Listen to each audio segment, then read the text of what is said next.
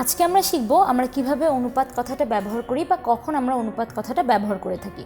আমরা দুটো বল দেখতে পাচ্ছি, একটা বড় একটা বল, একটা ছোট।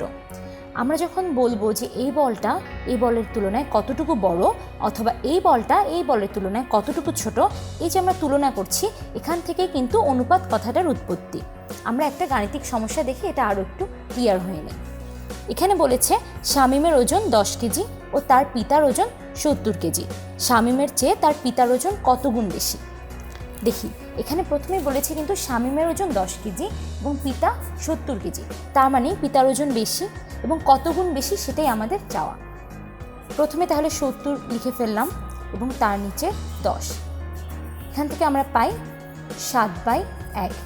এই যে 7/1, এটাই আসলে শামীমের পিতার ওজন এবং শামীমের ওজনের অনুপাত। এটাকে আমরা 7:1 হিসেবেও প্রকাশ করতে পারি। তাহলে আমরা এখান থেকে শিখতে পারলাম যে কখন আমরা বা কী তুলনা করার সময় আমরা অনুপাত কথাটা ব্যবহার করে থাকবো।